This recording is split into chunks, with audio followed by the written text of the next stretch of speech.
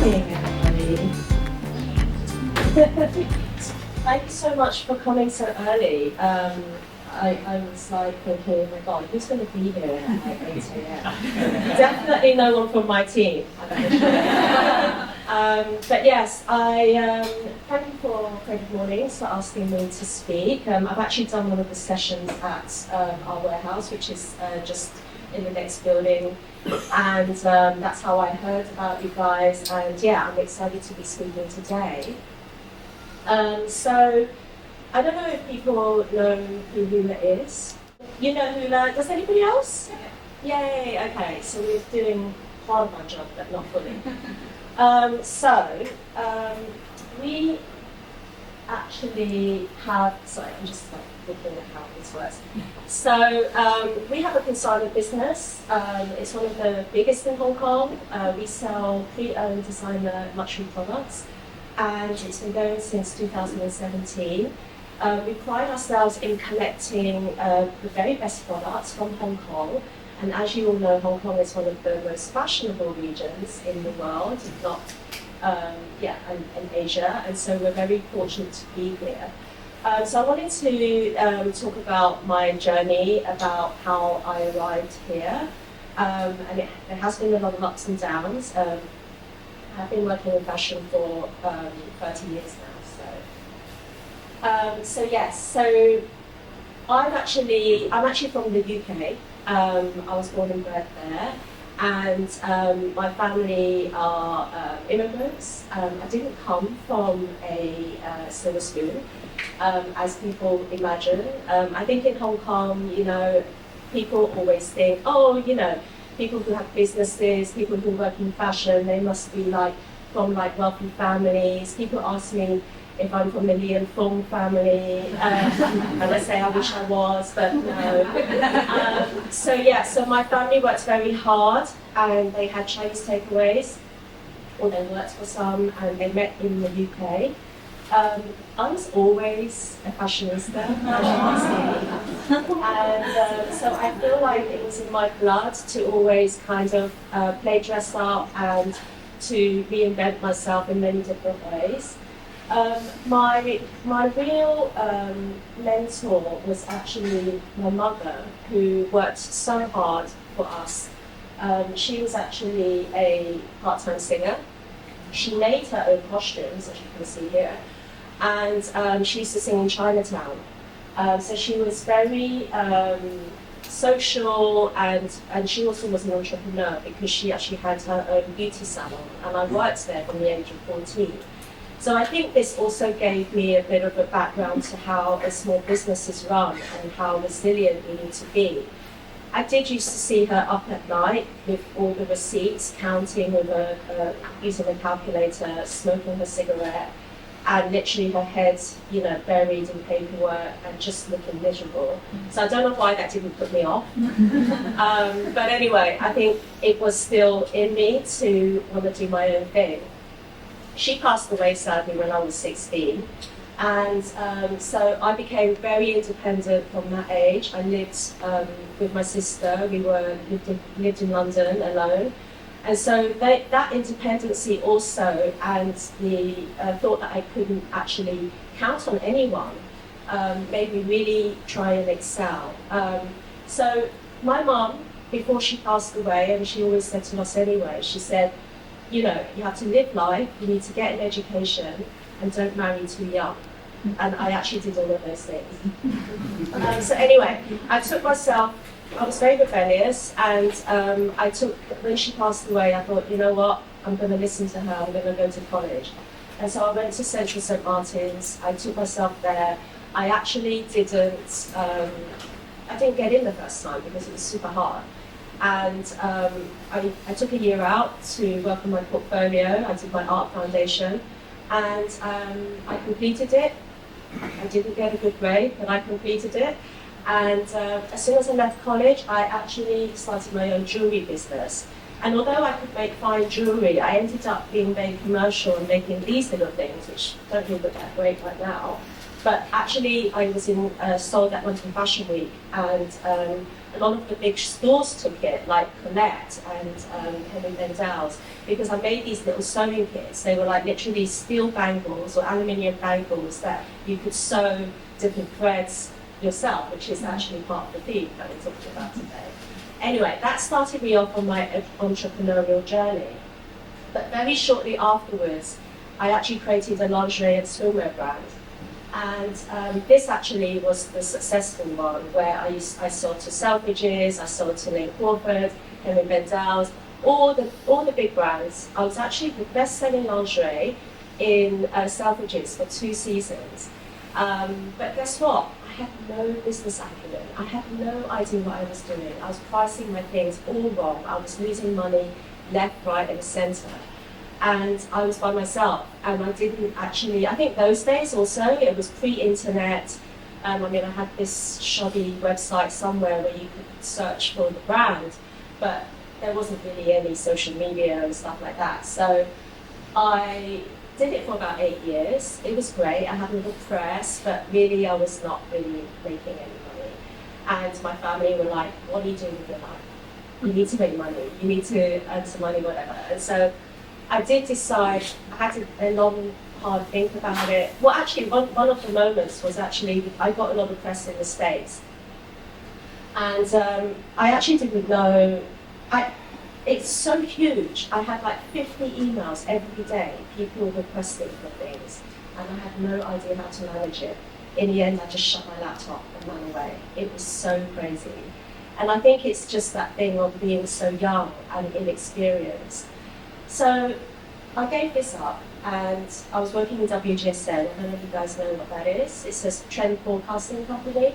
And I gave that up and worked for them for a year. And I thought, what am I going to do with myself? Like, I'm a business owner, but actually I made underwear and swimwear, but I actually don't really know properly how to make it. Like, I'm not going to become a lingerie designer.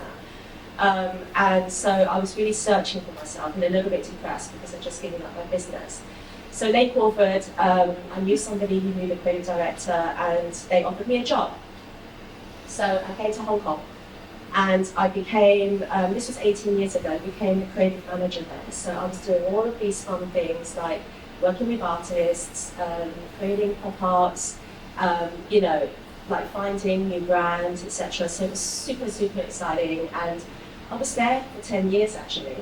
And not many people stay at Lane Crawford for 10 years, I tell you, because it is a bit like working for like Devil Wears Prada.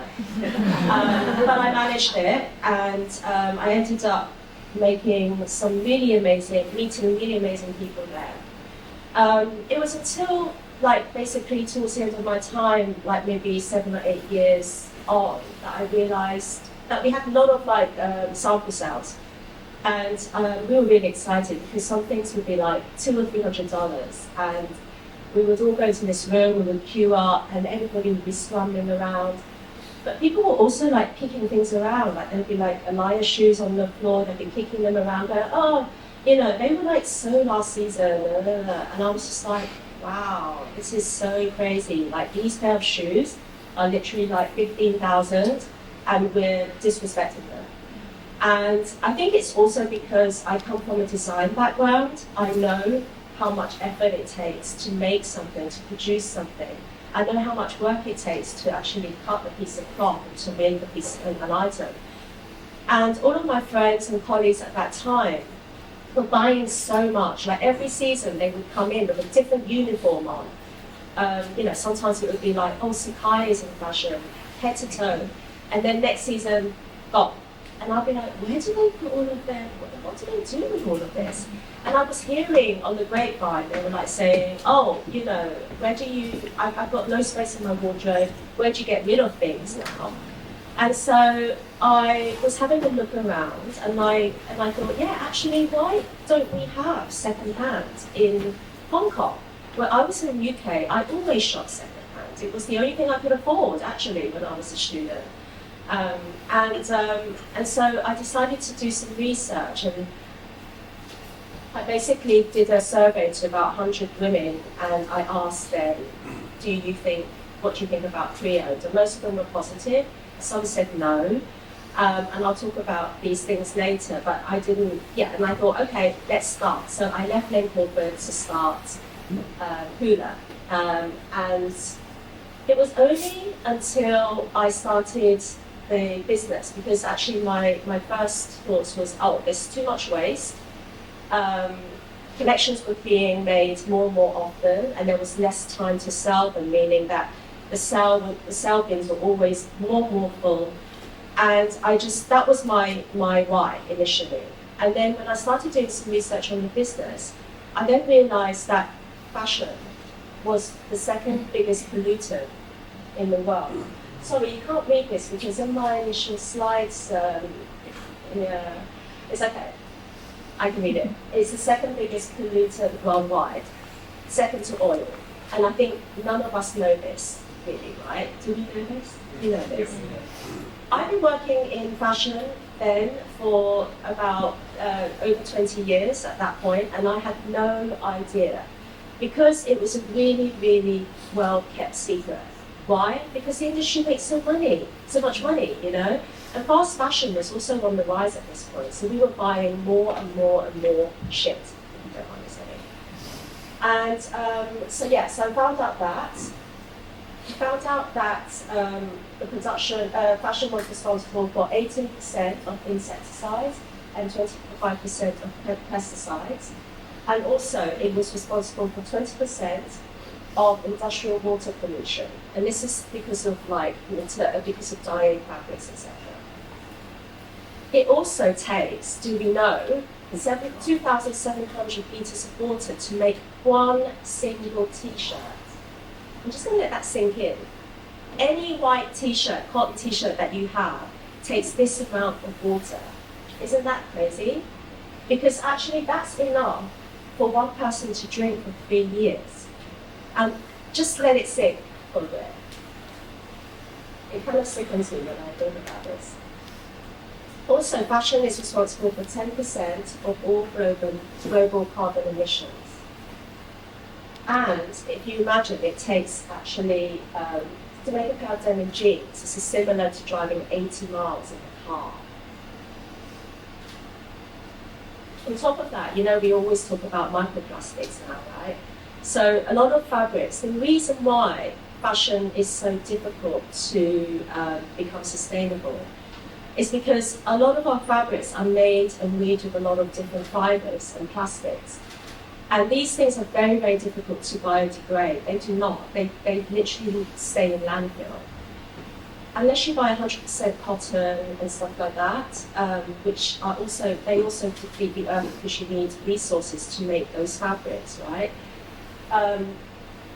The other thing, and also they leave a lot of microplastics. So I don't know whether people have been hearing recently about how bad microplastics are for your health. We are actually wearing a lot of that. So we've been wearing Lululemon and all of this, like this athletic leisure stuff is really bad for us, actually. And so I think this is a new thing that is going to come out. We've started looking after our inner health, like people becoming vegan, vegetarian, eating less meat, whatever it is.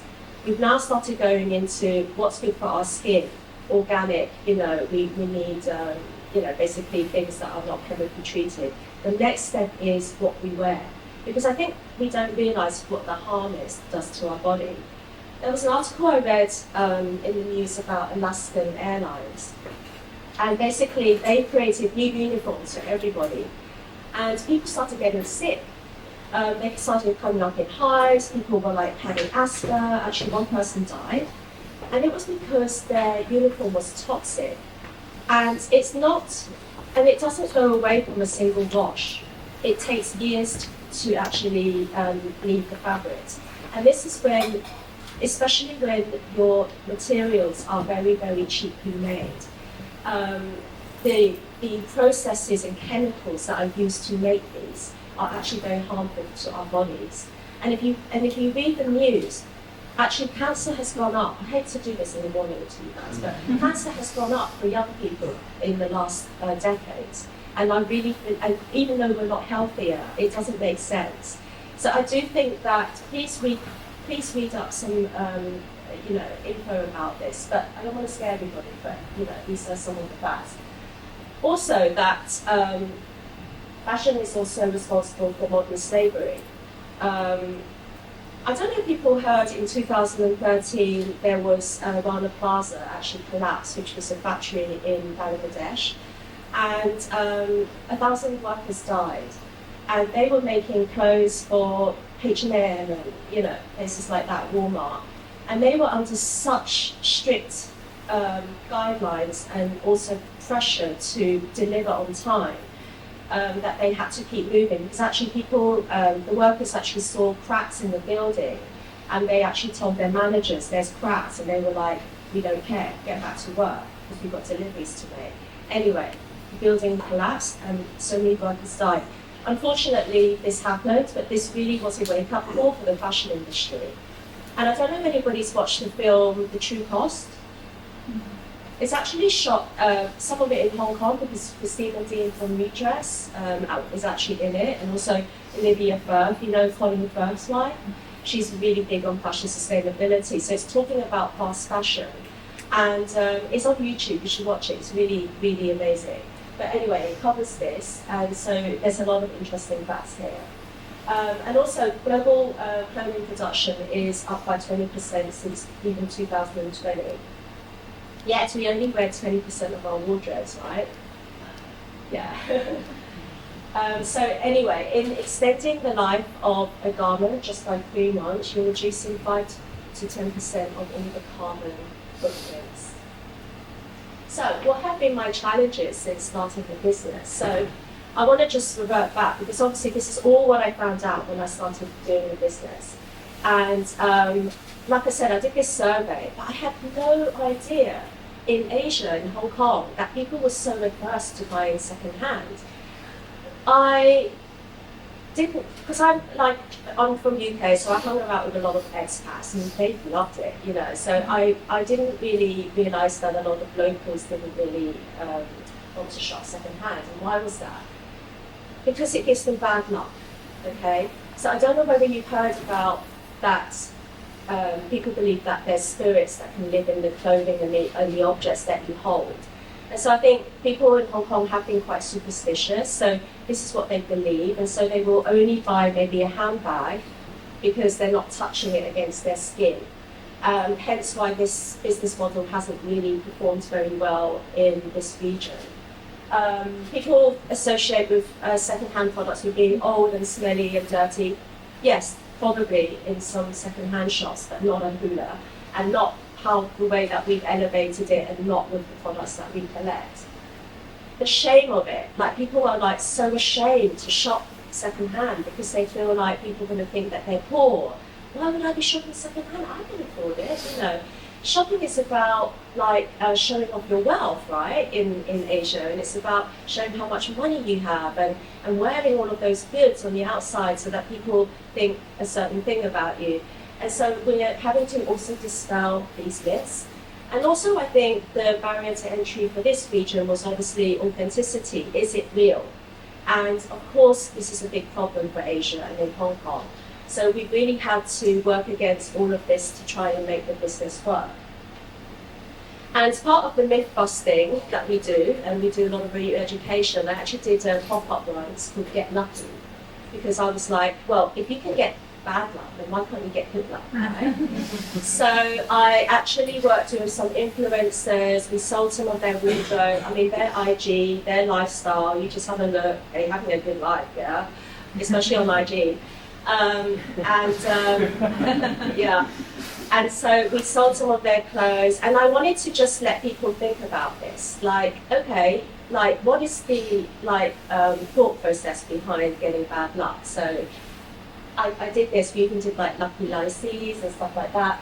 I've done a lot of re-education. I've done a lot of talks, a lot of TV stuff, just to try and get people to rethink and really kind of explain the benefits of pre-owned.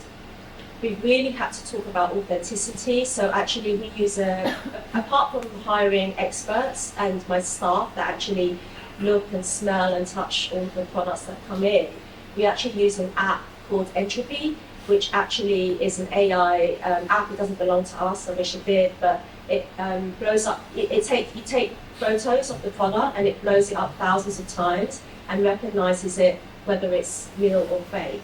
And it uses AI, so every year or every couple of years it just improves more and more. So right now it's about 99.1% accurate. So we've had to use these tools in order to be able to sell to Hong Kong. And yeah, just basically talking about pre-owned and why pre-owned is beneficial. So you can have discounted prices. Basically, you can buy stuff that is almost 95% off retail. Like, who wouldn't want that?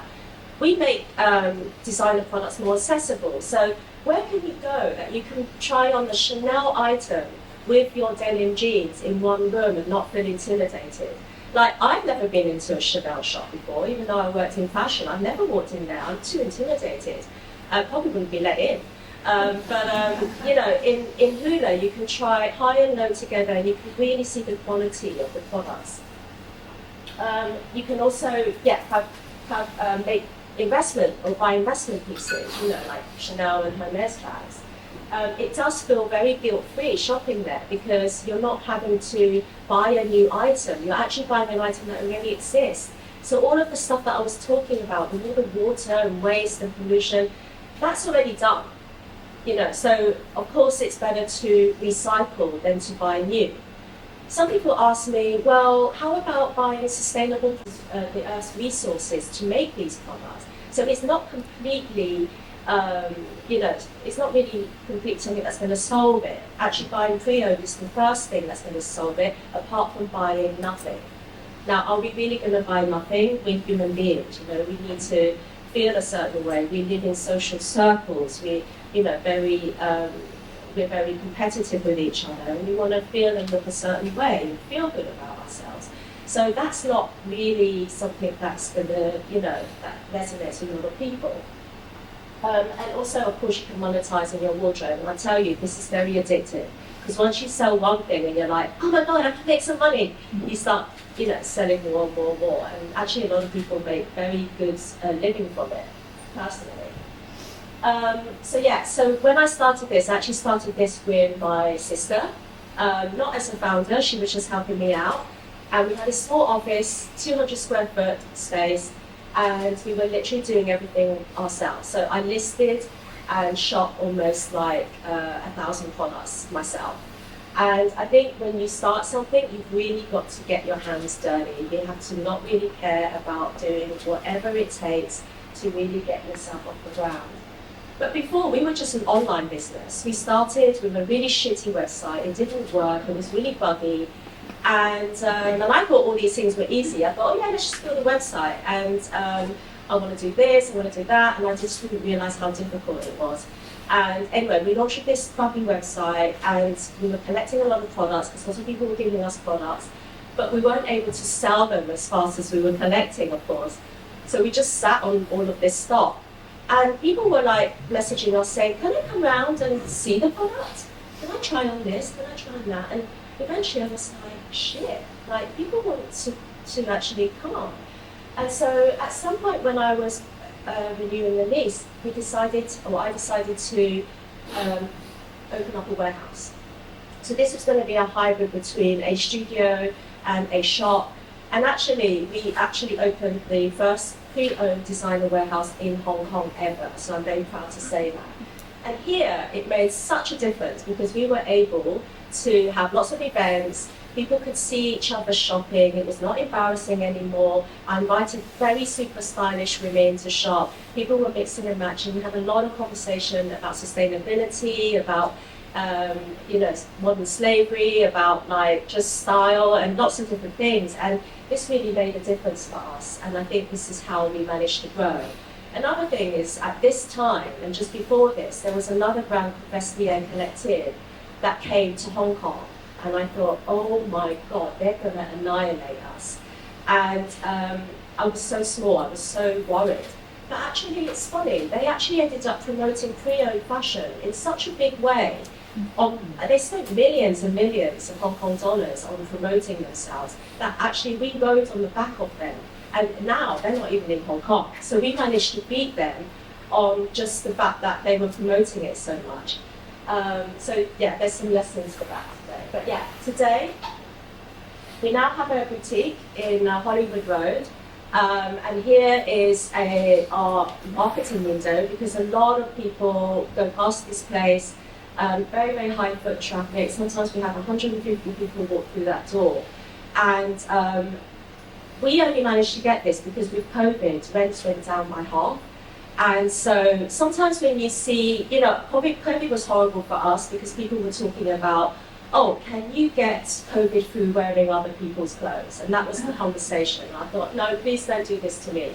And so I had to do this marketing thing like, oh yeah, but we leave our clothes for 48 hours, which is true, in the storage area, and by that time all the germs are gone. And I just thought, what else is going to batter me right now, But sometimes when you look at these things that come, there are opportunities too. And COVID, there was an opportunity because obviously everybody was leaving, all the businesses, and we had the opportunity suddenly to have this space for half the rent. And this became, like I said, our marketing window, and this is what's made us really grow, because we've converted so many women into shopping pre-owned with this space. Because they walk past, they don't realise that it's pre-owned because it looks pretty new, and they see designer labels and they're like, sorry, what is this shop? And we're like, oh, it's pre-owned, blah, blah, blah. We tell the story, and they're like, oh, no, we don't shop pre-owned. And I'm like, well, no, have a look. And then suddenly they're like, well, actually, it's got the tags on. And then they start realising, and then they become addicted because they realise then that they can shop these items for like 10% of the price, So it has been really great for us. We then moved our warehouse to Taiku, and Swire have been great at being very sustainable. They actually invited us to come. We've got an office just down the road. If anybody wants to come with me afterwards, I'll take you. It's the warehouse, and it's literally the next building down. So this is a 7,000 square foot space. It also has our office. And here we have thousands of pieces, and literally it's like a thriftless paradise. Currently we have a style suite at the upper house. And now we're able to work with these brands. We've been working with Phillips Auctions, Bonlands, Upper House, the Rosewood. 8 years ago, this would never have happened. They would have just been like, what? Like second-hand clothes. So now I feel like the market has really changed. But yeah, come and see us. We're here until the 8th of December. This is a very highly curated space. We've got 3 rooms, and we're selling like the best of the best here. So please come before we go. It's open every weekend to public. So since then, we've consigned and sold, actually, 42,000 pieces, potentially saving them from landfill. And if I die tomorrow, at least I can say that I've done this much to try and save the planet. So yeah, we're very happy to still be around after all of these hard times. And yeah, I have some final thoughts. So yeah, I wanted to say my experience in my life, everything that I've done has led to what I do today.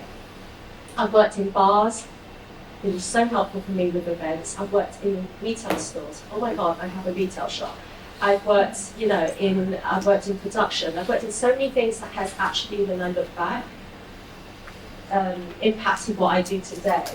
I have taken a lot of risks, and I think you do need to take a lot of risks in order to be a business owner, but they do need to be calculated. I think I'm a positive person, and I think you need to be, and also I'm a very naive person, actually, deep down. And sometimes you just need to be naive and stupid to do these things. Because if I really knew how much work it was for me to do this, I probably would never have started.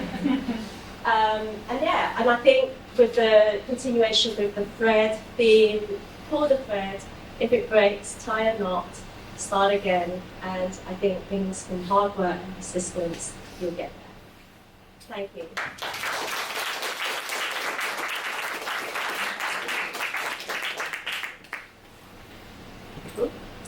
Come on, come back on. Probably don't need it, really. Yeah, it's really talking. Sarah, thank you so much for that. Everyone, it was a wonderful talk by Sarah, thank you. Questions? Oh, sorry. That's okay.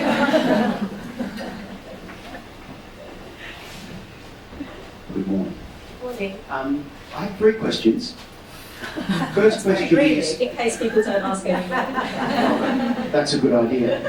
My first question is, when you had your first business with the lingerie and now to HULA, you said that in your first business, you knew nothing about business per se and how to run a business, and with HULA, you obviously do now.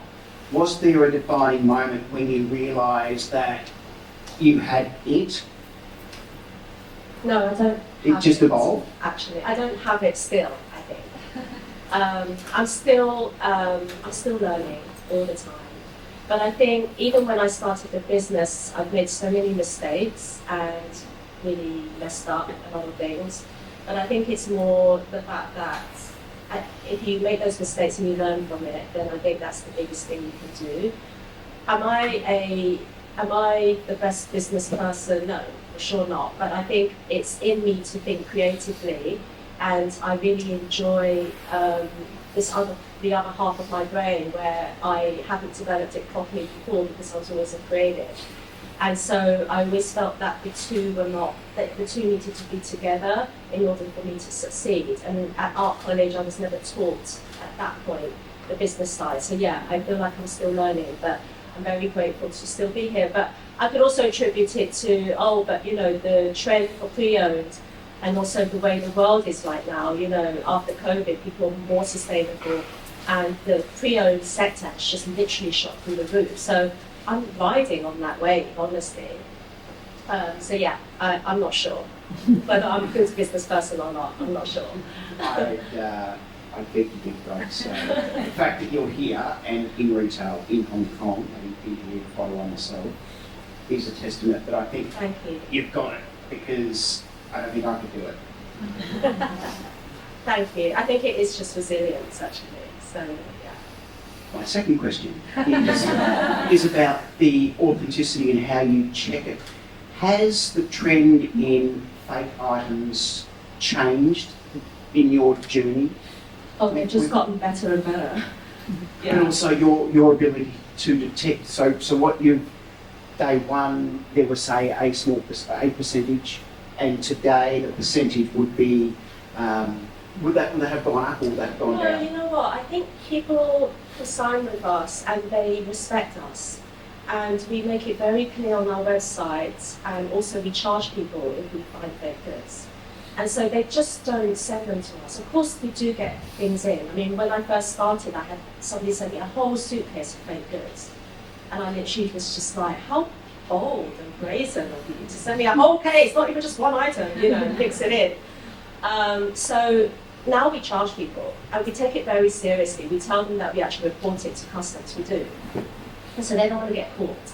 And so I think they avoid sending it to us, as well as, yes, I do, obviously as we grow, and as we're opening up to mainland China too, because we have a lot of mainland Chinese customers now. Not that I'm not being racist, it's just there's a lot of baked goods in China.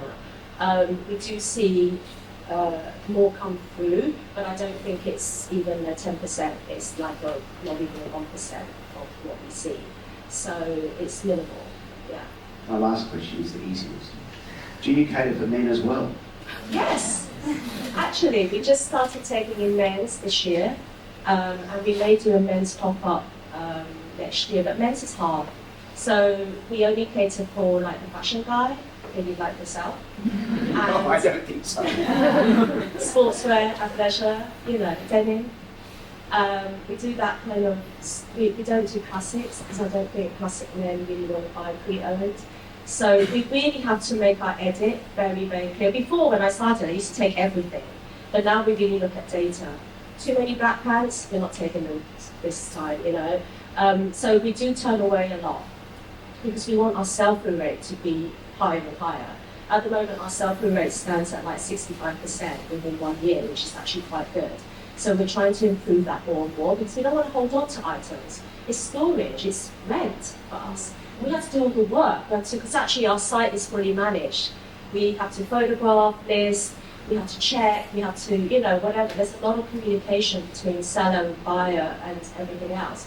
So it's actually a very costly process, even though we don't buy our pieces. So you could say that it's a very good business model, because we can actually take in as much inventory as we want, and also we can test things out and just, return it if it doesn't work. But at the same time, it's costly. So we try to be very sure with what we collect that we can sell it. But please come by, yeah. The Quarry Bay warehouse has more men's. In Central, we have like a rack, and even in Upper House, a small rack as well. So, yeah. Generally, I buy clothes, I wear them until they fall apart. That's great. I have a blouse that I bought in 2002, which I still own and can still just fit into. Well, I think that's gold, right? That's really nice gold to have. But yeah, thank you. Awesome. Any more questions? Oh, right.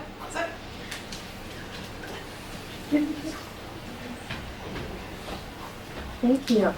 Thank you. So running on, I think earlier you spoke about maybe your target is not classic men. Yeah. I'm just curious of asking because I'm kind of people that want to build my own capsule wardrobe and would like to search for some classic cuts or clothes. So do you think that for HULA or the pre-owned shops are more targeting fashionable people? Because when I go to different shops like this, it's more like a fashionable shop colors, very unique designed items. Do you think it's something that you're targeting? Thank you for the question. We have very broad range of customers from 20 years old right up to 60 years old. And some are classic, some are fashionable, and some are male, some are female, some are both. And we don't cater for one style, but I must admit, because of the trend of pre-owned, we are becoming trendy. And so the pieces that we collect are probably more and more trend-led. But we do have classic pieces. We love classic pieces, and this whole thing of quiet luxury has been such a big trend recently.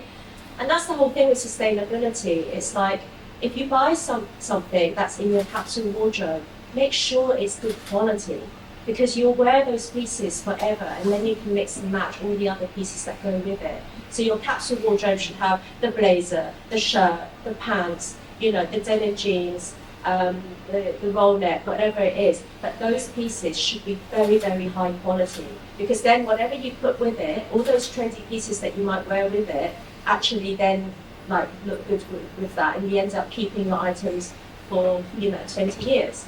And so we're all about buying better quality. It doesn't really, and the style is obviously comes around in circles anyway. But yeah, congratulations to starting your own collection. Yeah, I can talk to you about that later if you want as well.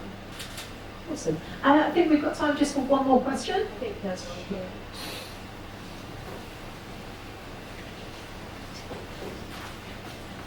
Thank you, Shane. I think one of the bright spots about when you talk about founders, that if you had the chance to do it again, would you? It's like you both. It's just so as well. Well, So sure appreciate. I think my question is on the basis of what's the next step for you? What's the next thing that you want to do? Yeah, I mean, it's taken me so long to get here. Like, honestly, for an 8-year business, I should be a lot further, but I've had to really try and combat some of the challenges that I was talking about. So I've still got a lot to do in Hong Kong, I feel. Right now, we have a lot more customers. We've grown quite a lot. And my next step is scaling. I'm looking at, obviously, China and seeing what possibilities there can be up there, seeing as I'm located in Hong Kong. It makes sense. It's incredibly hard to scale the business from Hong Kong to outside of Hong Kong. Because if you imagine, we have so many little countries like Singapore, Malaysia, Indonesia, Korea. All of these places, all of these countries have different language, different payments, different marketing, different KOLs, and it's such a minefield, and they're small. All of them are quite small. So it's actually quite challenging to scale. It's not like being in the States where you can just go boom and do the whole thing, right? So I have found that quite difficult to navigate. Like, I want to be somewhere, people say, oh, how about Singapore? But I actually want to be somewhere I wouldn't say no, but I kind of prefer to be somewhere where it's a bit bigger and where it's a bit more kind of trend-led so that I can collect really amazing products at the same time. So anyway, we're still working on it, but next year has to be my defining year for making a bigger move, I think. Yeah. Let me know if you want to invest. Awesome. Thank you so much. Thanks again.